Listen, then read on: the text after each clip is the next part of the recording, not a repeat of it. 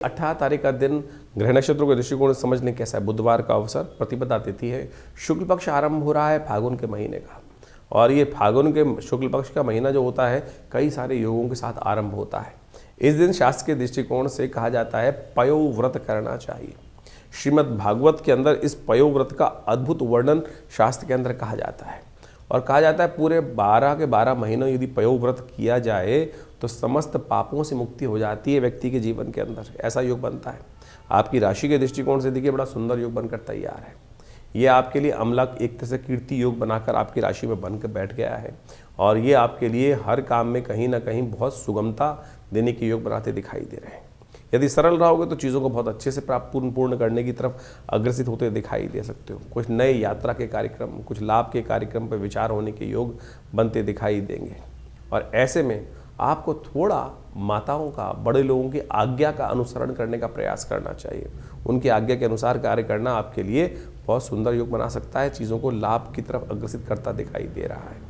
बुधवार का अवसर है, नए कार्यों को करने के लिए दिन अच्छा दिखाई देता है। श्रद्धा के साथ आगे बढ़ने का प्रयास कीजिए, चीज़ें आपके लिए बहुत फेवर में जाती दिखाई दे रही हैं। थोड़ा गणेश जी का सुंदर स्तवन संपूर्ण रूप से मनोरथों को सिद्ध करेगा। 19 तारीख का दिन बृहस्पतिवार का अवसर है, द्वितीया तिथि इस दिन विद्यमान है। फुलैरा दूज का सुंदर योग बन रहा है। ग्रह नक्षत्रों के दृष्टिकोण से दिन परिवर्तन की तरफ जाता दिखाई दे रहा है। कीर्ति का योग साथ में है और विजय का योग बनने वाला है।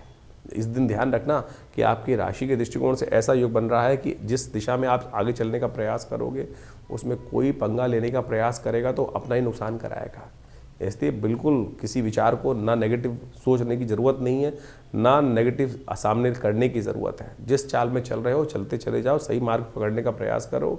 और आपकी राशि में आपकी सामर्थ्य ऐसा है कि गुरु गोविंद सिंह जी की, गुरु तेग बहादुर साहब की कहावत थी ना कि चिड़ियों से बाज को लड़ाने तक की सामर्थ्य आपकी राशि के दृष्टिकोण से प्राप्त हो सकता है। इतना सामर्थ्य, इतनी बुद्धि के द्वारा आपकी राशि में योग बनता दिखाई दे रहा है। तो इस स्थिति का लाभ लेने का आपको प्रयास करना चाहिए।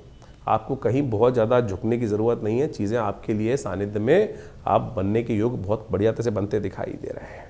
शुक्रवार का अवसर है, कोशिश ये करें भगवती महालक्ष्मी की सुंदर उपासना करने का प्रयास करें। जिस प्रकार से देवउठनी एकादशी और अक्षय तृतीया ये मानी जाती हैं, भड्डली नवमी इत्यादि अंशुसाय माने जाते हैं, उसी श्रृंखला में फुलैरा दूज भी फागुन मास के शुक्ल पक्ष की द्वितीया जो होती है वो भगवान कृष्ण की सुंदर उपासना का दिन माना जाता है। और कहा जाता है कि भगवान की कृपा से इस दिन भगवान का विशेष पूजन, भगवान ओम नमो नारायणाय, ओम नमो भगवते वासुदेवाय का जप, यहाँ तक कि शादी इत्यादि के लिए भी अंशुसाय माना जाता है।